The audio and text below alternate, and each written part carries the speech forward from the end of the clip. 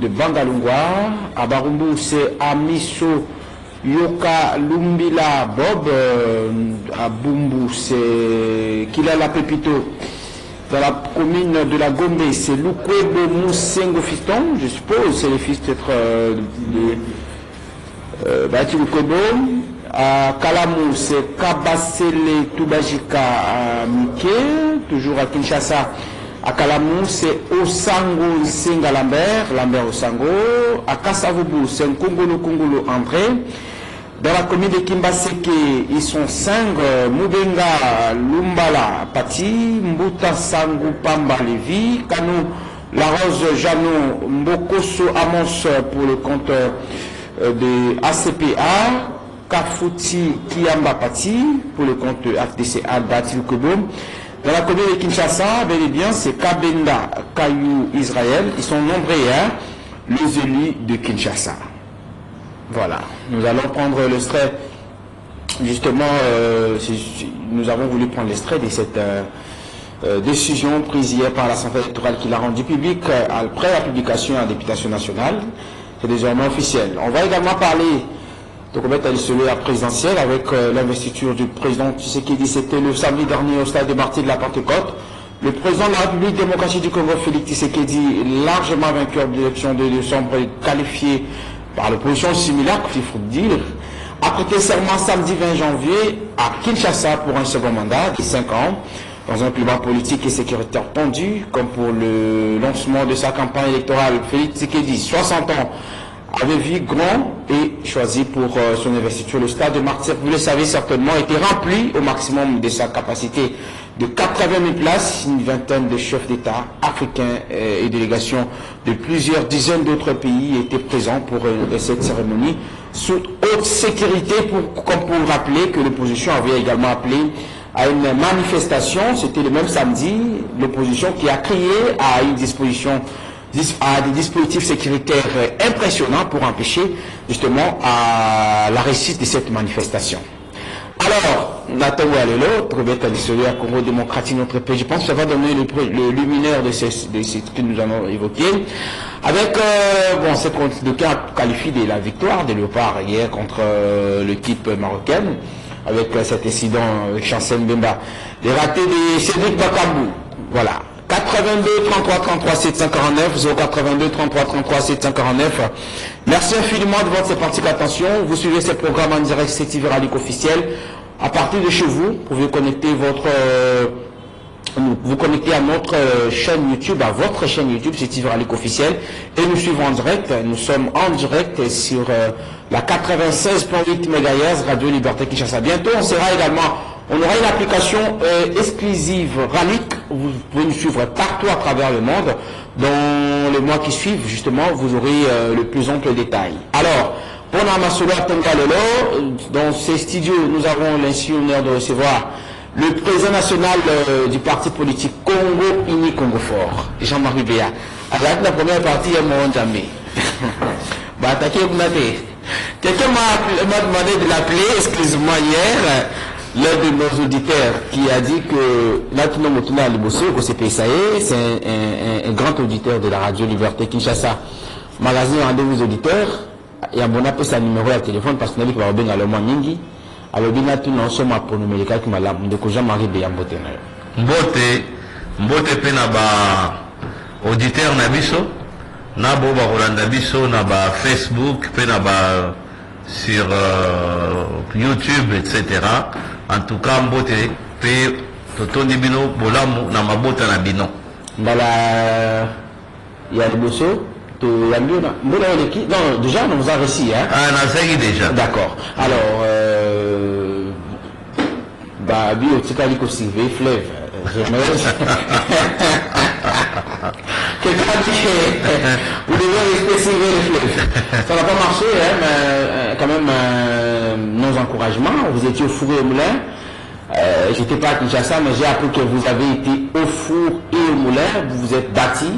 Peut-être que ça n'a pas marché, mais puis comme Herman Amissi nous a demandé de rester suivre les fleuves, j'espère que là vous allez rester suivre la base, travailler la base pour que la prochaine fois ça peut se payer cash. Quand même, impression après publication en résultat, il y a Motoko Tanamama à l'Ikamonos parce que vous étiez également candidat à la nationale et provinciale.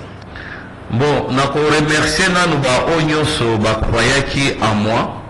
Lokola ba mama nyonso ya wenze ya matete, wenze ya Mbanzalemba, wenze ya Ngaba, ba mama nyonso nesika ba base nange aleki wenze ya Lemba, tous les deux. Et puis on a ba militants nyonso bazaki ebele na kisenso n'en pardon même pas. Batu nyonso tu ya Moamba bazaki sima. Bazaki ba carte à fidélité, bazaki ba makambo ebele. C'est vrai que élection nyon surtout dans mboka na biso tozo que des étape par étape pour na kozong ça même ya na ndeko wana a poser motuna bien pour ngambo na laki candidat na 2011 na mona ki ndenge le kanaki na mituna ki soki na ki ko sala nini pour na mona ki na suka bato bajana ba bité na bango bazo déposer à ciel ouvert na mona ki ba papier auto sala ki tikala na fikine et que loko moko te muto na ndisa ki ngwana ki te poli bambula. Donc, na mona pe oyo pe ya 2018, na yeko mona pe ya tour oyo. Na oki koloba ke évolution ezali moi mingi surtout na oyo itali par exemple maponami ya présidence. Ta yebisa bino ke maponami oyo esalami eza maponami ya présidence ezali ya législature to ko voter lundi to ko voter présidence.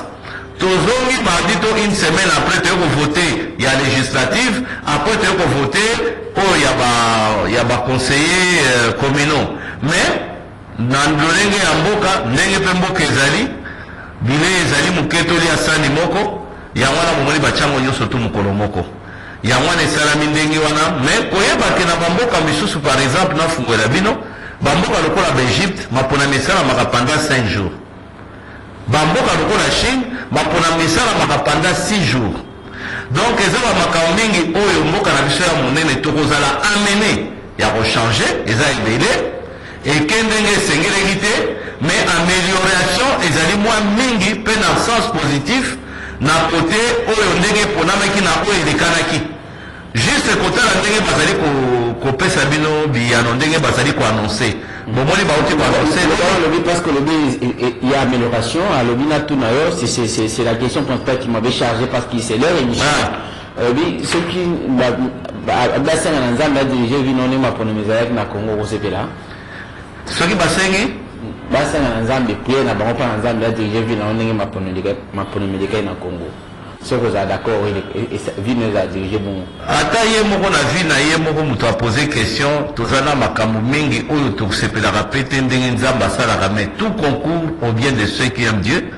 La preuve est que ngana bimi na tata na maponami oyo penza na longi po même ndeko bonheur atu ko bisabino base na ngeza finalement si naza na base makasi na ba mama nyonso tu oyo wenze nyonso tu ya matete na ba wenze nyonso atangeli bino naza na base na ba quartier nyonso wana donc na bimi molongi ezali maponami ezali élection lingolo baki ko pona yo to ko pona yo te oki ko sala pe moi erreur mais to yebi ke oyo tour oyo et que mingi na bato oyo bayibi et que mingi na bato bazaki na ba machine à voter. Ce sont des pratiques où ils bandit les notés.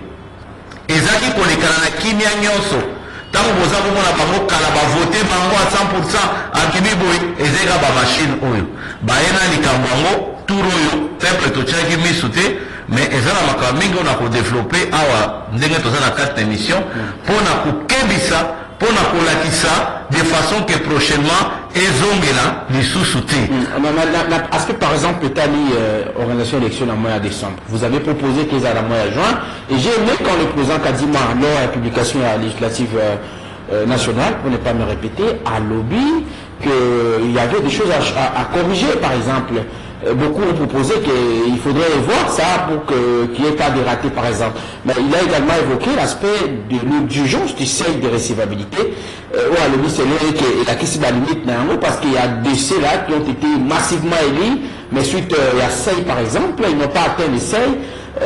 Beaucoup se sont retrouvés en quelque sorte dans une sorte de confusion et Négalobi. Beaucoup aussi ont saisi la cour avec expliqué bon on a dû voir mingi mais voter la terre question à ça et trahir Je ne sais pas si vous n'avez pas été victime du regroupement Nabino, Isaac, et atteindre ça, To atteindre ça, na o etalaki maponami national, mais o etalami mususu o to atteindre ça ite. Donc justement, eza moko ya problème, ya mwana tozolo bake. Lopo la kisi robe, oyo balatisaki biso na FCC. Oyo batongaki yango bazwi mesure ya FCC, bazwi mesure ya ndeko Kabila ba mesure azali ndenge nini tolo eza boni ba mesure nyonso. Oyo tozobenga constitution, oyo tozali kobenga mpe makambo ya loi électorale eza na makambo mingi il faut ezala changer.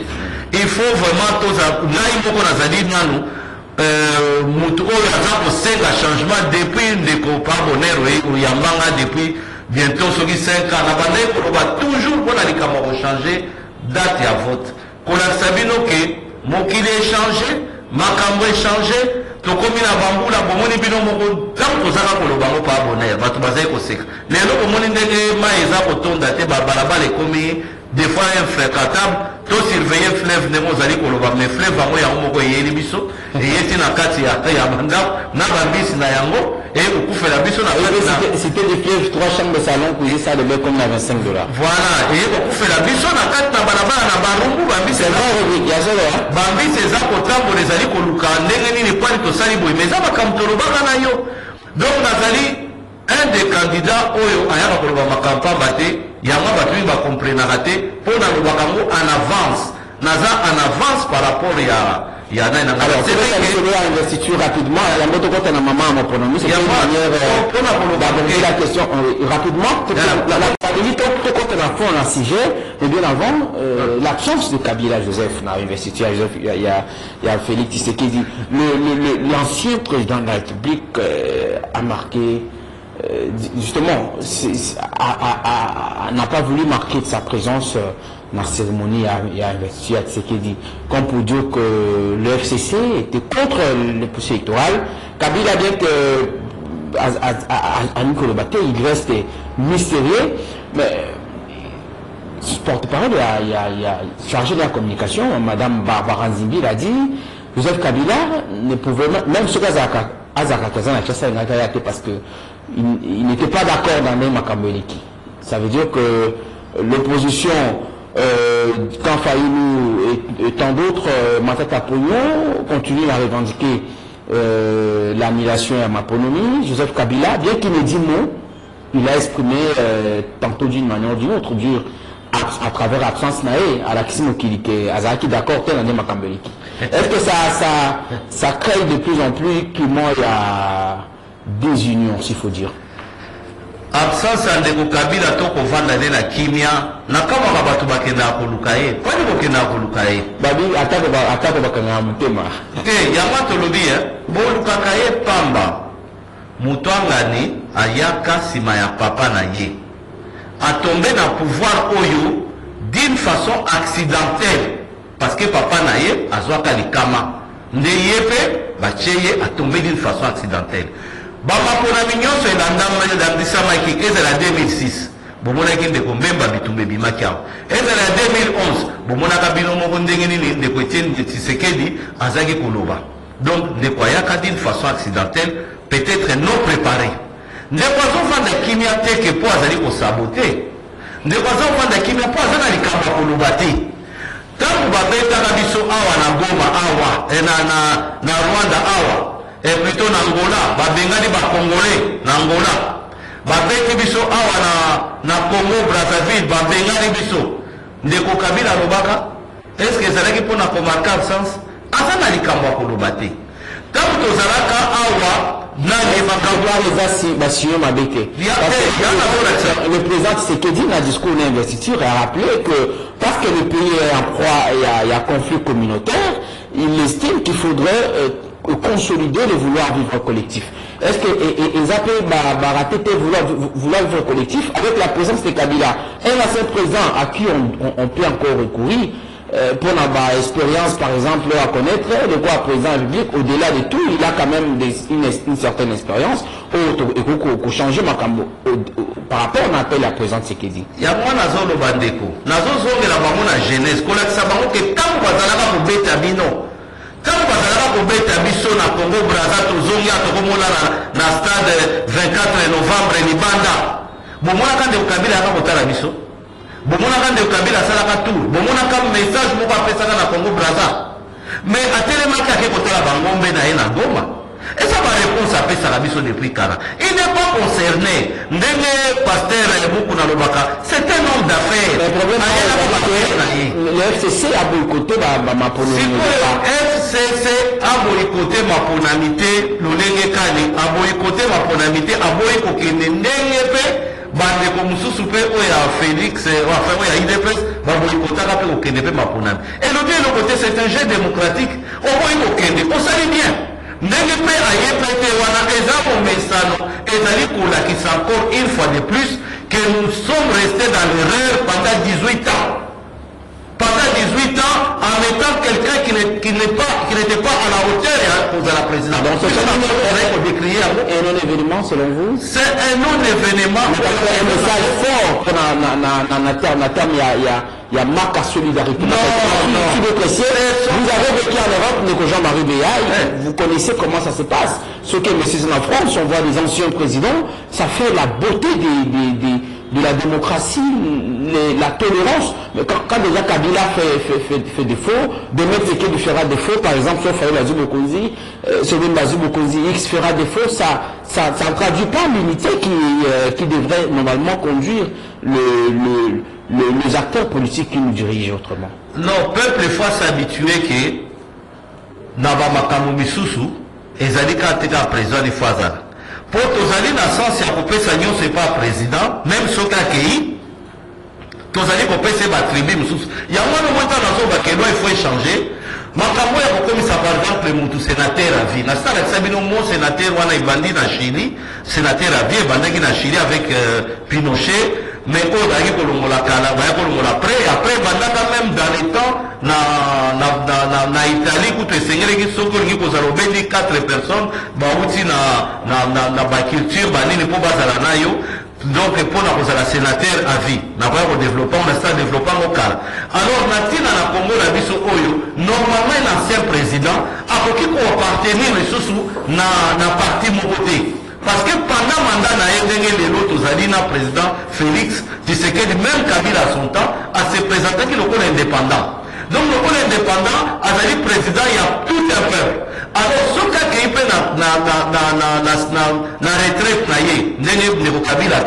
il faut Atikala toujours conseiller à président Oyakoyasima, il faut Atikala Mouton exercer pour le peuple, parce que Bambongo est foutaillé, et donc on a Mouton qui a bateau, la pousse. Et tout un motoki à bateau et basali pour combattre balabala. C'est tout un moi moto futa bango wana bango nyonso tout wana. Et donc comme les gens pour la souffrance à peuple.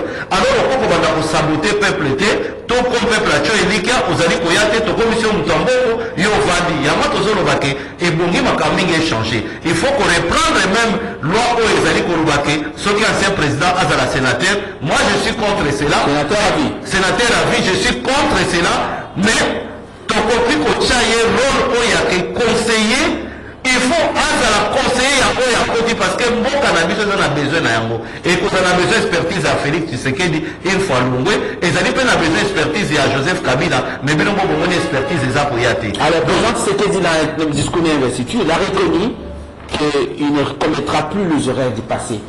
C'est vrai que lors de la prière justement faite par le pasteur révérend Dalo, il a qui prié à Makassi. Le président Tshisekedi a été interpellé indirectement. Quelles sont les chances que ça présente Tshisekedi aujourd'hui? Il y a eu des ratés. 100 jours par exemple hier, tu les genoux, il y en a plusieurs. Des projets qu'on a déplorés, on a décriés en termes de détournement, de montants colossaux, comme qui dirait des sommes colossales. Alors, problème, aujourd'hui, pouvons-nous espérer voir le président Tshisekedi au regard et l'investiture SMA qui samedi est passé à mon peuple Asika. Parce qu'il fait mandat, il n'en a pas trop d'efforts à fournir, parce qu'il n'a pas à réclamer. Demain, en termes, il y a réélection. Aujourd'hui, c'est connu que c'est ce dernier mandat. Est-ce que vous voyez ce qu'il dit faire plus? Parce que dans le premier mandat, il fait là, c'est la même pour voter, il n'a pas fait, il a reconnu qu'il y a eu des ratés, il y a eu des horaires. Est-ce que ce qu'il dit fera mieux? si Ferrami, ça sera pour quelle raison selon eux? En termes, il y a projection. Bon, ce qui est le premier mandat, Bilan Soboyebi qui est premier mandat pour 5 ans, Ndekonabiso Félix a eu pouvoir sans pouvoir. Bon, mon avis, ce qui a lobby les Kambu, Maman Mabunda, Nani Séné, a aucun kosomba biloko na wenze, aza kotanga pe, Ndeko Félix a lobby qui boy. Ce qui a lobby to kosombi Séné pe Bic Rouge, liboso parlement. Ndeko, boza komona. Président comment il ridiculisé, même hier on parle de Kiango, il y a un convoqué un dialogue national, où il y a abouti dans l'union sacrée, mais après 3 ans, nous avons baraté Zalaté. Nous avons baraté Zalaté tant où même Fayou a toujours bilan. Au second, on a besoin de bilan. Bilan il y a 5 ans, au second, on a 6 mois. Au second, bilan. Donc, namo yango bilan, il a fait sous bilan, il a fait exercice. Mais les autres, tout le monde dit que 2 ans à Pamba, a fouli mon pépé à malam. Mon pépé à moi, tout le monde a la construction, tout le monde a la matérialisation, tout le monde a même gratuité école, tout le monde a ma camion soit naïe. Alors, pour la bien, on a dit pour apporter seulement quelque chose. Na oyo, mandé au salama. Parce qu'il a appelé à l'unité, il a même tendu la main à l'opposition. Voilà. Nazako Senga Nandeko Félix Bosso Tobanano, Ndeko Nabiso et Bongi na oyo mandat. Est-ce qu'Azan a effort à refournir? Azan a effort Makassi. Pour rendre compte à qui? Parce que là finalement, c'est son dernier mandat, il peut se faire sa santé financière et se retirer. Hein. Ce qui Boyebi était là, Ndeko Félix, moi Malam. Si na nazo benge ndeko naza ko yebisa bino ke azali mutu azali désintéressé na makambo etali mbongo soki azali na besoin mbongo boyokaka bino moko banungunungu baproposaka ye mbongo moko boye na bino nyonso boyokaki yango bomonaki meme mission na liboso ayaka kozongisa mbongo. C'est un signe fort. Ndeko na biso wana aza wana mpona ndenge papa na ye aedika ye azali wana mpona mboka azali wana mpo azongisa mboka na rai. Mais nous avons dit que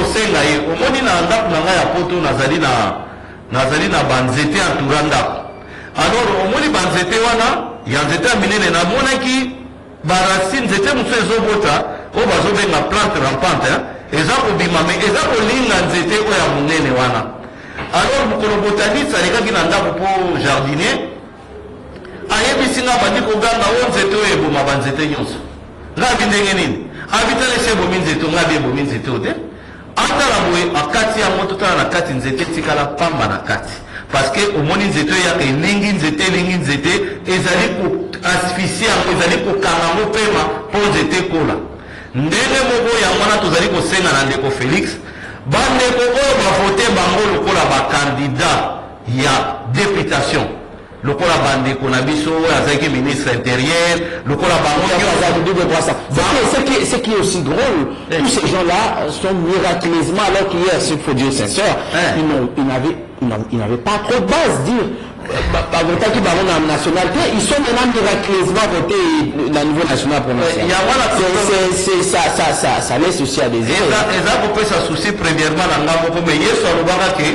la Bible era lobi babi metala oloni biloko malamu oloni masango metala oyo aye kolona matiti ya bololo tosala ndenge nini alobaki botike ekola ntango ekokola tokoyeba kodistingue bandeko na biso bake na moyibi baza ebele na kati na maponami oyo me tokoyeba bango kala mingi te. C'est vrai que les cas quelqu'un dit Rodrigue, on a dit que l'autre a regardé, a suivi quoi, l'investisseur à la maison, c'était qui encore là? Ces gens, les réseaux sociaux vont nous tuer.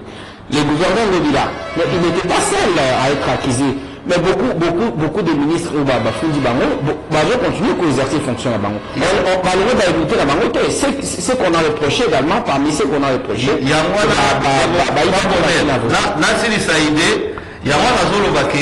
par rapport à ndenge nazali kosenga na ndeko na vision voleur autrement na ba voleur ya mwana na matiti ya mabe ya mwana tozali kosenga boui et bandina na ndeko na biso ye moko président de la République son excellence Félix Antoine Tshisekedi ndenge ye aponi maponami aponi ke azala président ya mboka oyo tokosenga na ye atikala kaka président avant 5 ans soka lobike te na lembi na lingi nazwa nakomata conseiller ya commune Torubuya. Donc akotikala kaka président parce que tomoni aza na makoki nyonso akosalela yango. Ndenge pe baoyo pe baoponi yango wana nazali kopesa ngo lokola loi ndenge na mesana kopesa bino projet de loi oyo beya Jean-Marie 2023 mutu nyonso baponaki lokola député atikala kaka député banome ministre te tozali na bapepite ya malamu oyo baza na kati na mboka oyo bazali kosenga baki kosala koleka baministre bazalaki badina na nga moko oyo ngai nde naza l'échec ya baoyo bakopona. Donc badina na nga moko naki koremplace mpe kosala mpe ministère mpe malamu bapona bango te soki baka na MLC par exemple balingi kopona oyo akozala ministre mpo MLC atinda bato selon ndenge badepute badimi badimi depute te batinda ye moko mpe président to nani ya chef ya regroupement te batinda ye te même ye moko nani na bino moral autorité morale batinda ye pe te mpo kanisa soki autorité morale azali ministre agriculture bongo batindi mutu na kati ya MLC azali premier ministre akobanga nani akobanga nani akobangisa nani mona te président salaka black moke nani akiko cha bleza yepa ya mbembo mpona bakisaki bazobanga ye. Donc eloko wana ekoki kozala lisusu te na mandat ezoya tozosenga président asalela yango te tozala bajeune mingi na kati na baparti politique ezala UDPS ezala même ensemble ezala même wapi bango nyonso wana oyo vous estimez que l'opposition répondra peut-être ou dirait bakoki korépondre na mettre en dia président. Oui, mais tozokena yango ke mpona kolobaki baoyo nyonso tu bazali bango bazali baponi bango lokola badepute ndeko bawelaki kokende mpona 21 000 yango nde ezoprovoke makambo nyonso oyo mpo bazowela te batriche yango te nga nakolanda 21 000 nga naza moto ya baide napesa bino baide awa yango nde lelo bokomoka meme ministre muya yakomi korepete kolobaki en tout cas il faut bachange badate ya mais bapapa bonheur baide nyonso napesaka awa napesaki ya changement ya date ya baélection. Alors on va avancer que ezali kokende bien merci aza kolanda nyonso tu pour nous ceux qui savent pas bonheur parce que eloko eza christian déjà message oza koadresse na président que apona na kati na constitution ya gouvernement prochain soki akosenga bapesa ye bato oyo bazali sans fonction na kati na parti wana ekosala biso bien parce que il faut toconstitue susu moi classe moyenne ekobotama partir ya wana omoni bazoya bazalaka baide bapesaka te lelo bazoya mpo lokola mosisa ya bololo baya kokanga sous président na kati na manifestation continue, hein? Il dit que là-bas, il a privilégié Kabana, n'a pas beaucoup de sa population. Voilà. Chris Moukens également c'est plein. J'ai appris de Madame Sarah Somé, porte-parole nationale de l'ADH. Voilà. La commission des transitions indépendantes CENI, je disais tout à l'heure que Jean-Marie Béa a publié le Binaboutou. C'était encore quand? Et qu'ils avaient mal tourné. Les communications à ville, c'est compliqué. Là, c'est tout à minuit. À titre administratif à Kinshasa, je l'ai dit tout à l'heure, capitale de l'RDC, en attendant les 4 députés provinciaux qui seront cooptés. Parmi les chefs coutumiers, justement, la CENI a dévoilé 44 députés provinciaux. IDPS en tête. Nanto Bandawana, finalement, Tshisekedi aura les moyens de sa politique. Le l'Assemblée nationale a presque une trentaine de élus. Bon, plus mosaïque, 13 députés provinciaux, plus mosaïque encore, ça veut dire que déjà IDPS pourra contrôler Kinshasa, il y a gouvernorat, avec la présence de Jekoko, on ne sait pas, qui s'est transformé en roulage, agent de circulation routière à Triomphal, j'ai suivi la vidéo. Problème, IDPS s'est imposé finalement. Est-ce qu'il y a question en popularité, c'est question en politique? Résultat, IDPS a joué de l'eau. On peut dire que cette base, chez moi, au nord Bangui, je sais que la plupart, IDPS n'avait pas vraiment une forte influence, mais aujourd'hui, IDPS s'est imposé un peu partout, hein, la province, non sur IDPS a joué à député. Est-ce que c'est question de la politique ou c'est vraiment les élections dans le sens strict du terme? Le Jean-Marie Béa. Bon. Donc, je prends IDPS, je mets IDPS en exemple parce que IDPS a vu presque avance dans la province Mingi. IDPS azui monaza muta IDPS te naïbi sarabino mais naïbi que na par information par exemple na de konatama ne Kabila bazwa au moins 130 députés nationaux mais IDPS c'est juste 69 natama Kabila bazwa au moins 130 donc ça veut dire que ba IPC to bazui pour ceux qui va mipesa qui va mipesa le koleka oya ya ndeko Kabila mais ceux qui va ndeko ba mériter ba to bazalaki pour président na kata ba ibi bazali ba ibi bazanga te bon parce que l'autre Jekobea à travers une vidéo qui est devenue également très virale dans les réseaux sociaux a dénoncé et en attribuant les allégations formellement au ministre Peter Kazadi comme quoi il a passé plus de 4 heures du temps dans le bureau RCA. Là c'est pas le sujet du jour mais ça peut quand même tourner par l'interne. Il y a eu une dénonciation. C'est-à-dire qu'au-delà Eliwana, c'est vrai qu'il y a parmi eux de vrais élus mais aussi il y a des fraudeurs posés. Je pense que Makambutuna les a clôturé avec du béton. Hein? Donc, élection où ils ont été clôturé avec du béton, il y a encore cours constitutionnel, c'est 8 jours pour que Samba. Parmi les 8 jours, on a des preuves non tangibles à ma casse. On a porté plainte, on a qui s'y peut de Kojeko Soga Yibaki, on a qui de Peter Kaza, on l'a on a qui s'y mais il n'y a pas mon tout, il y a au Singapour, Yibaki en fonction pour le Bimisa, député Vélé, VPM, donc vice-premier ministre, Talabut, pour y mener le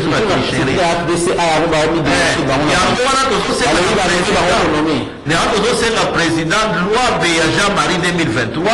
En tout cas, moko na bango alekana te na ministère et quoi suicider bango et ko zongisa bango sima okomona ko yibaki zokando yibaki ba boîte ya pamba ndenge batu basalaka na tama kala aibi écran ya ordinateur akanisa ngezaki télévision donc DGP et ko sala ba pepo na bango alors pona kolobaki bande ko ba passer en tout cas bandeko total yango dans les futurs mais posons de la plan ya président ndenge bato ndenge tunaki ngai awa soki ako maintenir doit maintenir te moi je pense que président en tout cas il est parti na nini ya bien pour 6 axes ya lobi ya création d'emploi surtout nazali ko souligner oya numéro 4 diversifier l'économie congolaise tozali koloba oti pe kopesa pe exemple ya ndeko nani ndenge akomi roulage ndeko Jekoko roulage tozali kosenga tout simplement eza makambo eza assez simple que il faut interdire na 5 ans pour interdire ba voiture ya volant côté droite ba volant côté droite wana eza ba voiture oyo ezali komema ba embouteillage kobakisa na etat ya nzela eza na mboka moko te na kati na mokili awa oyo etambwisaka volant côté gauche côté droite on dirait quoi je m'en fous on dirait zando moko ya bato ya maboma il faut ndeko Jekoko soki un jour azali gouverneur a interdire yango po nasina apesa bino ndakisa ke na Rwanda esalama ba interdiza yango pe bandeko batala ba voiture côté volant côté droite bazala contraint au bout ya une année à changer volant na bango ezali possible yango ko créer pe ba emploi pona ba mécanicien et ko créer emploi pe pona ba jeune donc eza ba makambo oyo président Sengeli asala yango et tozali koloba par exemple makambo nasina ebisa bino concernant l'environnement oyo ezali ko produire biso 1800 milliards de dollars par année oyo elekaka biso na zolo tozali komona te ezali moko ya likambo biso baoyo toyebi ndenge nini tokoki koaporte 1800 milliards wana ndenge nini tokoki kosalela yango il faut ezonga na kati na leta na biso totala makambo environnement makambo ya forêt c'est ça l'avenir lokola Congo ezali pays solution président lobaki yango elobi donc likambo ya kokamwa na kati na makambo ezali te mpo na epoka Kabila par exemple nayebisai bino ke tozwaka 50 millions oyo bapesaka biso mpona makambo mpona taxe carbone oyo ekotaka na poche ya ministre à l'époque ya ntango wana ministre intérieur na ntango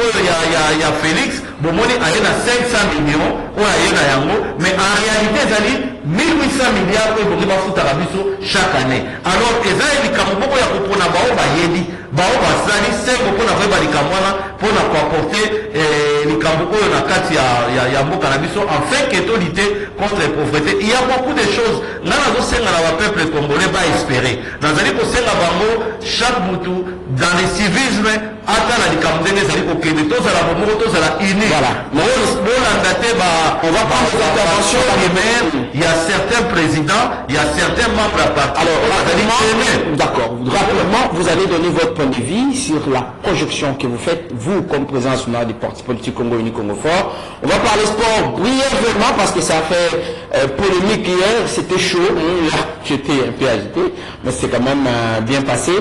Le co Jean-Marie Béard, vision politique à Congo Uni Congo Fort parce que nous sommes en plein début d'année, toujours Banumboula Sika, Maponomi Sademi, en janvier, Congo Uni Congo Fort peut-être ne s'est pas retrouvé, un parti pour l'information politique qui n'a pas encore assez d'expérience, c'est qui vient de voir le jour.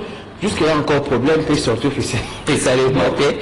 À part siège où on a douté de ça, je vis et j'en ai moi-même comment ça était dans le cadre de la couverture et reportage.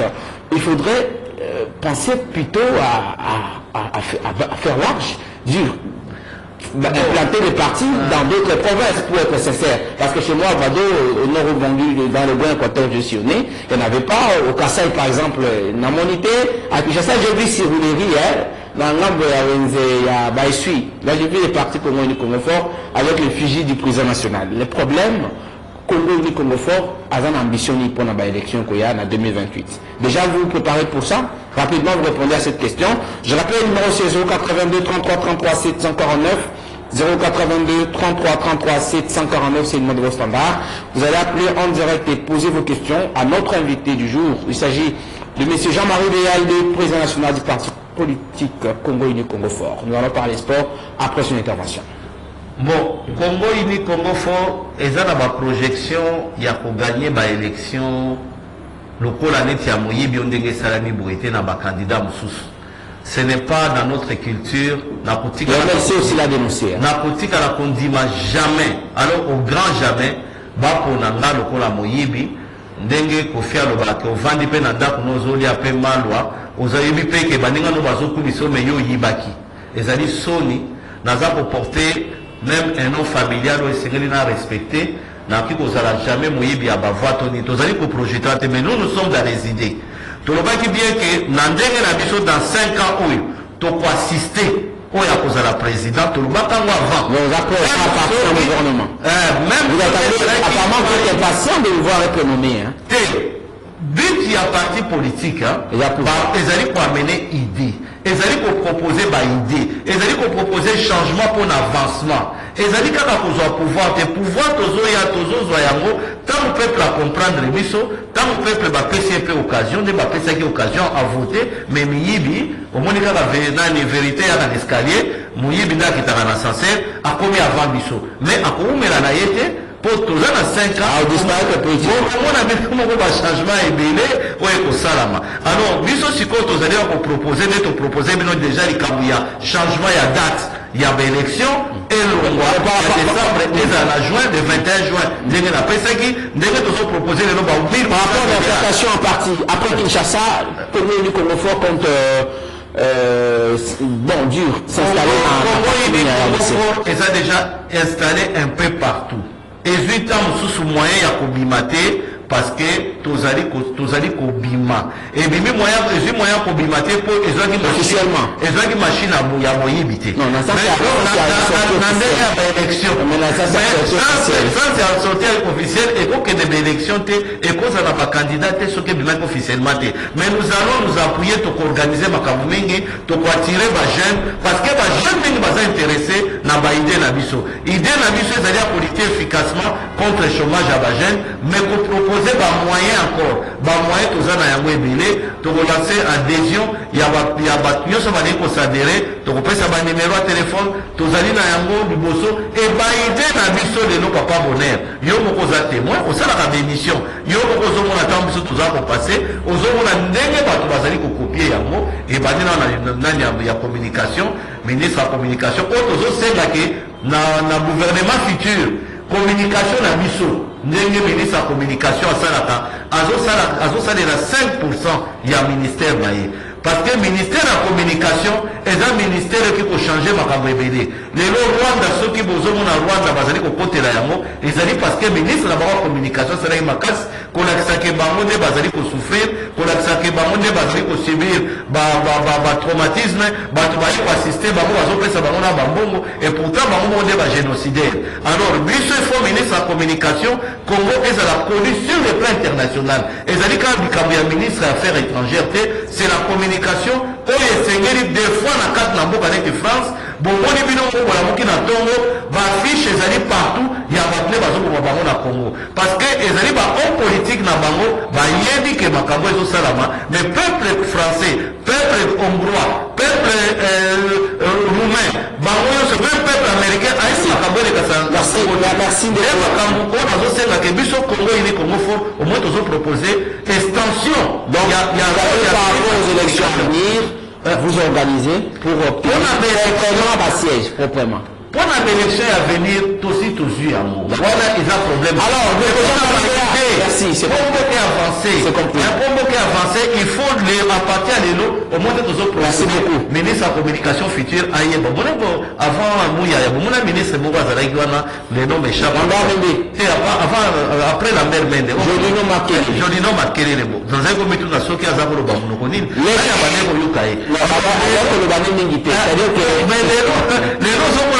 communication même avec Mouyaya Azoloba Mouké au guerre wana ya Est et aussi la communication merci et aussi la relation comme programme de nommer la ministre de la communication ya wana tozoloba ke il faut culture école merci beaucoup merci président merci on doit résister contre les antivaleurs il faut toujours de Konanzela rapidement on va parler sport brièvement vous avez suivi les matchs hier le choc RDC Maroc a tenu toutes ses promesses. C'est vrai qu'il y a eu cette rude bataille de la deuxième journée au sommet du groupe F. Il y a eu ni vainqueur ni vaincu. Dimanche 20 janvier 2024 au stade Laurent Pocou de San Pedro. Nous étions tous là en train de suivre ces matchs avec le raté de Bakambo. Il y a eu bon, pour un match, en tout cas, tous féliciter Léopard Nabiso. Bomoni, deuxième finaliste. Vice-finaliste, c'est ça, hein? Maroc. La Coupe du Monde, hein? Oui, oui, contenir tête dans Maroc, Bomoni qui, même ceux qui basent na condiment, on a c'est le peuple congolais, vous avez confiance en vous-même, Mbokanabino et Kendeliboso, Mbokanabiso et Kendeliboso, parce que Bomoni qui Léopard a démontré qu'il est lobby, va mener 1-0, mais Tina Soukazon ici prévu, a commis menaçant. Bon, moi même Nasuka va y avoir Chancel Mbemba après ceux qui agissent racistes, va commis Koloba, donc va perdre dans la pédale na bango. Et ça, la même chose qu'à Nikilote. Mais comment est-ce qu'il va aller comme la Chassa? Ozomona, si à Kangi Kilote, Tibo et Naboé, Ozomona qui va perdre na Kubeta Bal, va commis na Nzango, va commis Kosimba Banenga na Kati ya Maputa, ya joueur wana, pour nous l'accès que va jouer à Maroc, va quitter. Ndenge kata, ndenge salama kiwana. Ndenge pe balosala mape po na mboka na biso baonso bazali komene biso soki toza ili tokenda mo liboso mais la connoté tristesse muke na bakandidat oyo bazalaka soi-disant bakandidat présidentiel bafélicité baoyo ya 26 mosusu bao bazala bakandidat loka bakandidat ponene balataka ta mayo ya léopard te namona bango alataki namonaki yango te ntango somonaki na télévision na yo nana namoni yango te nasenga bango ke tomonaka yango mpe d'une façon yango ye nayebi ke c'est un grand sportif tomonaki même na ntango ya covid azobeta sili koti mais na ntango ya nani awa boye ya baléopard ndeko akotaka stade te ndeko ayaka te peut-être eza intéressé te alors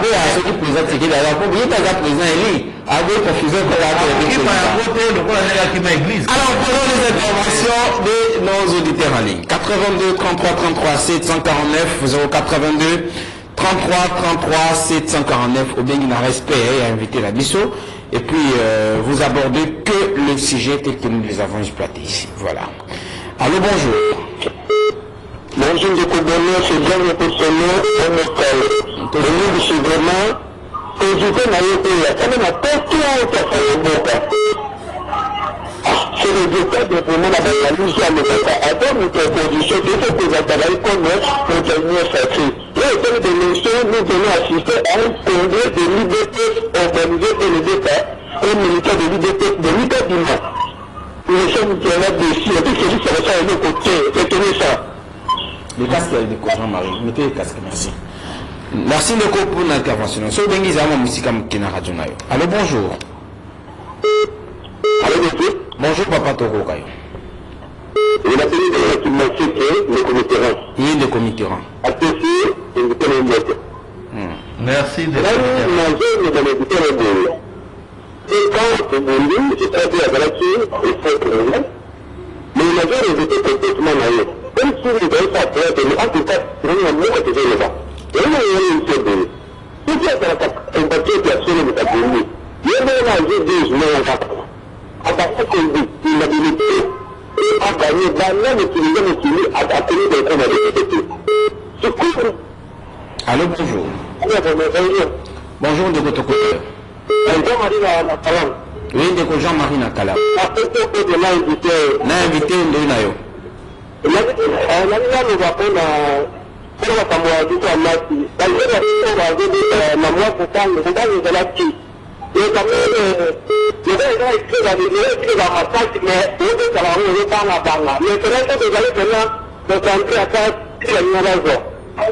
Merci beaucoup. Allô, bonjour. Allô, bonjour, Toko Kayondeko. La mienne va pouvoir. L'émission n'a été la caravane mingi, il y a bien, au bout de la vie de la qualité, qui ne va pas gagner de la qualité. Allô, bonjour. Bonjour, la personne Jean-Marie Mbote. Oui. Ce qui a gagné la machine, a gagné la tête de tout c'est grave. Et là, peut-être la passe, et là, le discours de façon clairement à chef de l'État, il faut dire les gens, dans ma salle, l'article 74, la est-ce que chef de l'État attendait l'article malade, pas ma tête, c'est une délicia, pour pas de la intégrité territoriale. Et quand on fait le discours, on attend de l'État, et on tombe les lignes. Allô, bonjour. Allez-y, papa. Nangaba Toko Kabino. Vraiment, je vais donner ma zone à mise sur le bilan. Je dis que la question n'est pas vraiment de l'occasion. Après le député, même à Tambaïso, le Bandia, après pareil. Allô, bonjour. Allô, j'aimerais que j'aborde des sujets.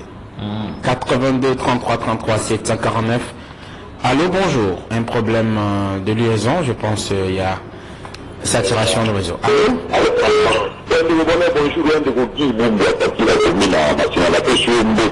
Merci. Particulièrement État y a invité là. Particulièrement État y a invité pourquoi?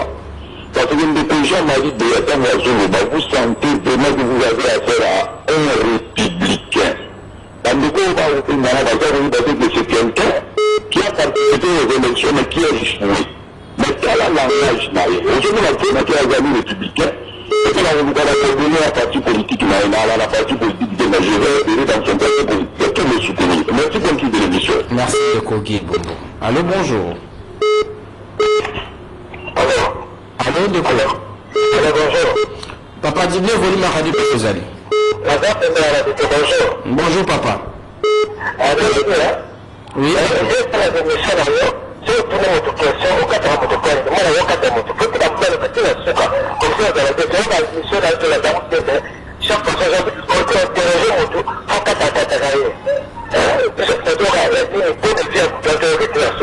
Ça va.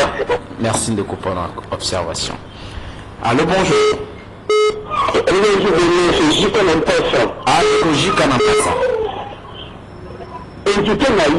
Il intéresse ceux qui étaient comme notre union sacrée, enfin notre opposition. Les deux, attends, elle était un petit peu assistée. Et donc, les surtout nominations. Les trois, nous étions félix. À moins que peut-être nous la promesse. Qui va nous connaître l'investigation? Ici, il a été connaître la retraite, mais ça, on peut rajouter, on peut faire la stabilité. Mais nous, je te dis, les filles, ça, Félix, ça veut dire la 5 ans, et nous, on peut faire un passage du Congolais à sa Allô, allô, bonjour. Allô? Allô? Oui, papa. Allô? Aux en direct la radio Liberté Kinshasa. Bon, on a bien dit Nangalema Togo Kayo. Maman a Togo. Oui, La vie papa, on voit Marie Théa. Chaque jour, quand on est dans l'émission, on doit critiquer cette famille,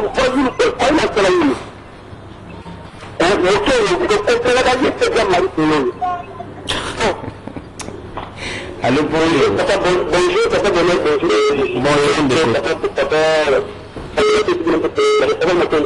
Oui,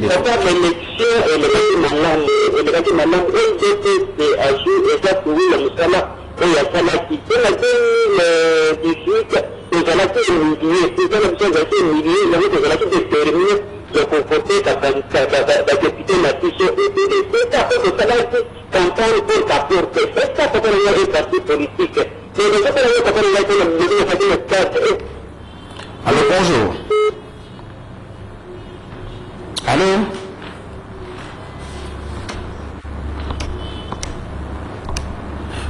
« 82 33 33 749 82 33 33 743.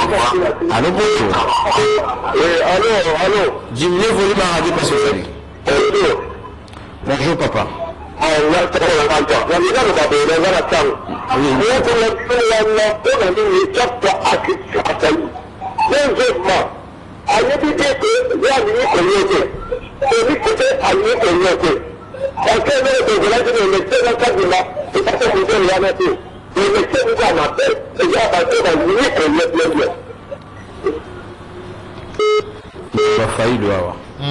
Allô, bonjour.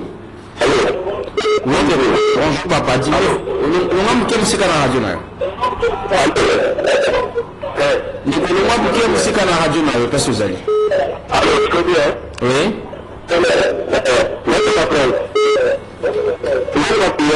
Je suis désolé de vous faire partir parce que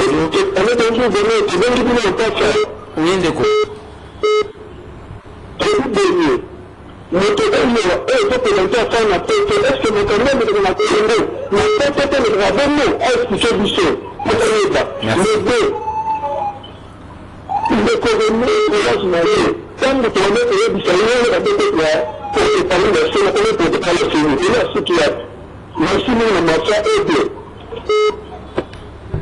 Allô, bonjour.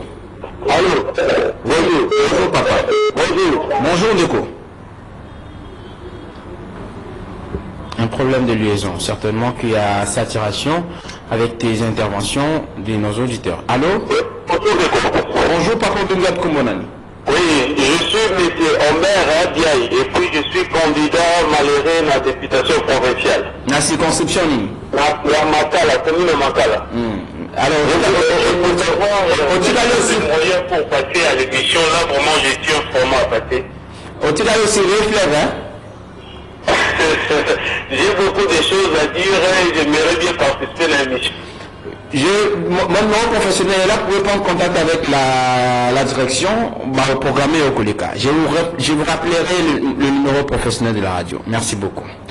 Allô, bonjour. Bonjour, papa. Bonjour, oh là là, ce que vous avez dit, c'est ta commune, c'est la occupez musique à la radio. Bonjour, papa.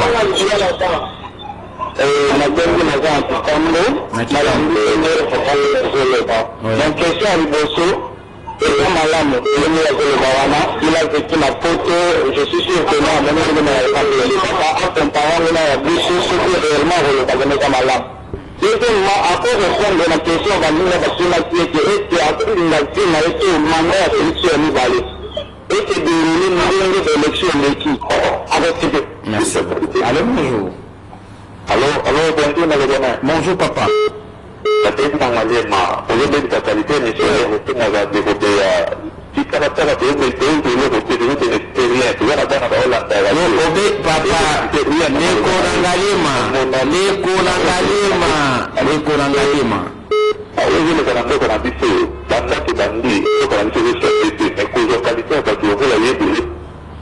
Allô, bonjour.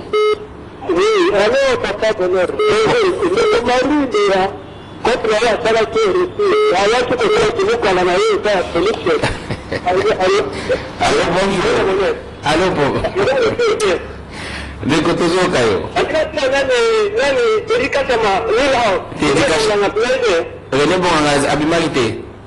Ah, là, oh, candidat qui est basé, bon, il fera de ma mariage. Alors, on va prendre quelques intervenants. Nous allons finir pour recevoir l'intervention. Pour en compte la première partie, deuxième partie à magazine du jour, premier numéro de la semaine. Allô, bonjour. allô, bonjour. Bonjour, papa. C'est bien, madame. Nalingwa Toko Kayo. Bozune de Noël Tchéké. Vous savez, Papa Topé, il est parti. Je ne sais pas s'il était en cours d'unité ou un problème de réseau. Les trois derniers intervenants pour le compte de la deuxième partie du magazine rendu solitaire de ce lundi 22, c'est le 22 aujourd'hui. 22 janvier. Allô?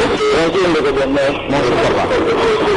Je crois que je pourrais intervenir par rapport à Makambo et à Kabila, c'est-à-dire, ne s'est pas présenté. Encore, c'est une histoire que ce que Félix Houphouët président par rapport à l'Union africaine et l'Union européenne, l'Union européenne, c'est à la Union non la publique avec l'élection présidente de la mais voilà tellement politique et le cas entre dans le milieu. Pour la première de présenter la place. Merci beaucoup. Pour lui, c'est Kabila est mécontent du fait que ce qu'il n'a pas respecté sa part d'engagement. Voilà. Allô? L'avant-dernier intervenant. Obengi wapi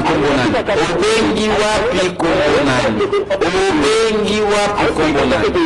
Je suis désolé de vous raccrocher. On a peut-être besoin de ça pour faire les sondages. Merci beaucoup de nous avoir compris. L'avant-dernier intervenant de l'émission. Allô, bonjour. Allô? J'ai dit que ça peut aller de côté pendant 5 ans. Obengi wapi Kombonani ndeko. C'est ça ce message. Alors, le tout dernier intervenant, on a institut de Jean-Marie Béa, président national à Congo Uni Congo Fort, parti politique, membre de l'opposition républicaine. Opposition républicaine. Jamais n'a dit que tu es un opposant. C'est compliqué, ces gens-là me disent, mais pour nous, on a dit que tu es opposant. On a fini avec Jean-Marie Béa. Vous répondez aux préoccupations des non-intervenants et puis aussi ces émissions pour un là. Alors, nazotanga mingi bandeko oyo bayokaka pasi so nazotanga ndeko Fayulu na kati na makambo na ngama natanga mingi bozoka pe mingi nazoloba même ndeko Félix nazali pe kobandela ngo botala ndeko Félix botala ndeko ndenge asali boye botala boye na boye wana bolobaka ngo te natanga ndeko Fayulu po aza joueur à foot te parce qu'aza homme politique parce qu'azali na opposition et ya ndenge na yenga na sana opposition républicaine elobi ke tomente ke na yaka ko ina ko finga de na bime opposant mais opposition républicaine ezali lokola mwasi na mobali na kati na ndako mwasi na yo azalaka opposant na yo po alakisa yo kende kotika konifréquentaka babar po mbongo ezali kokende mingi elingo loba te kayini yo po lobi soko okwei mbongo esi na kati na ndako opesa ye faute ke mwasi andoki te biso toza na kati na opposition républicaine mpona kotonga mboka na biso alors nalobi makambo ya 1800 milliards nakamwaka ndenge mingi bandeko bareprochaka nga oyo bazali kobenga nga tsakatsaka mais 1800 milliards ndeko ezolobelwa eloko te eza mbongo eza na kati na mboka na yo mpona nini okoki kosenga teke ndeko oyo ndenge ayebi makambo oyo malamu tosalaka ye akoma peta mosusu ministre environnement otala ndenge mbongo wana ekota na kati na mboka oyo omona ndenge nini makambo ekosalama eza bamakambo ezolekana sukulisi baministre na biso bayebi yango te bazali komona yango te bazali komona kaka baconstitue makambo mpo bazala ba VPM lobi baya koyiba biso su malamu alors ntango azoka makambo ya 1800 milliards il faut intéresse bino makambo ya bongo boyokaka bandeko nani Serge Kaboko bandeko misusu balekaka basingaka kaka balobaka yango te ndenge bapesi bino balangage ke akosala eloko te 5 ekosala eloko te baponami ekozala te tala lelo ndenge bokei na baélection sans député bokei tolo polele ndeko Fayulu akei tolo polele sans député sans nini moto ake sans député azwi 3% ndeko okoki koyeba ke moto akoki kozwa nini eki kosalama te akoki kozwa pouvoir te yango wana ndeko soki makambo ezali mpo na bino bao bazosenga ngai ke eske na poto esalamaka mpe boye boyebi baproblème ezwaka madame na biso Bill Clinton mwasi ya Bill Clinton na président ote kolongwa ya États-Unis kombo ekimi oyo bazalaki problème ya Donald Trump makambo oyo etalaki ke bapapier bakende lokota bisusu na foule ce sont des choses qui arrivent na ntango ya baélection mais en compte de ça amélioration quand même ezali moke même na makambo ya kadima nde apesaki bango machine à voter te asanctionne bamisusu apinir bamisusu mais boyebi na kati na makambo nyonso bamisusu banyamukaka ata soki lelo police ebwaki file po ekanga bakuluna eza na bakuluna mosusu bakimaka avant eza bakuluna mosusu bakimaka akati braza lobi ayi kozongela bino ndenge mpe bamisusu mpe baéchappe na likambo oyo mais mpo na yango biso Congo eni Congo fort tozali liso likolo na bango yango tozopesa bamesure oyo bokaki kotata kobeta maboko ke ndenge ezali mutu mosusu te arécupere deux fonctions ezala kaka moko wana bokomona bandeko na biso misusu bazalaki habitue ya koyiba mbongo na ndenge ya ministère bakozala asphyxie liboso ya bamakambo bandako nyonso baza na yango akoka kosalela 21 000 te 21 000 ekozala mpenza moke yango wana bandeko bosimba ndenge ndeko auti koloba awa ke ekipe na biso bazalaki na bobangi ya kobeta bal bazalaki kobanga bozala na bobangi te so boza na bobangi te boza na kondima bokomona ke makambo mingi ekochange botkangama na kati na bomoko boya na Congo yini Congo fort oyo tozali kopesa bino encore une fois numéro na biso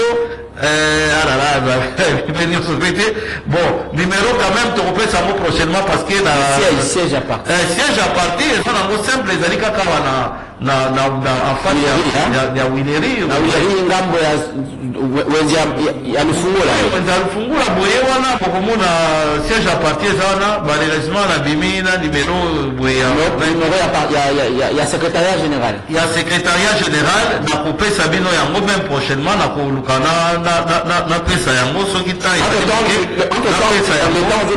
je rappelle le numéro professionnel de la radio, c'est 081 49 41 721 081 49 41 721 pour voilà. Bon, numéro ezali contact observation Zéréma. Numéro ezali 089 035 et puis 86 60. Nabadeli 089 035 86 60. Donc voilà notre numéro 089 03 58 560. Donc ce numéro est voilà et vous venez beaucoup adhérer belé. Merci bien na papa à reconnaître Guy Bumbu. Alors nous nous retrouvons la capacité ça c'est le deuxième numéro. Langage na biso bozo comprendre ngo te de ba comprendre na ya Yesu te mais bozo na mundi mais boko to kufungwela bino ko koleka. Wana niki baalo ba kioza na ngambo wana kuno zo kosakoza na mpo. Koza na ngambo ya opposition za kufinga ka président. Allez, nous nous retrouvons demain. La rediffusion c'est à 20h sur les ondes de la 96.8 MHz. Nous nous retrouvons demain pour le deuxième numéro de la semaine. Merci à Moron Djambé qui était derrière les caméras. Il y en a plusieurs dans ce studio.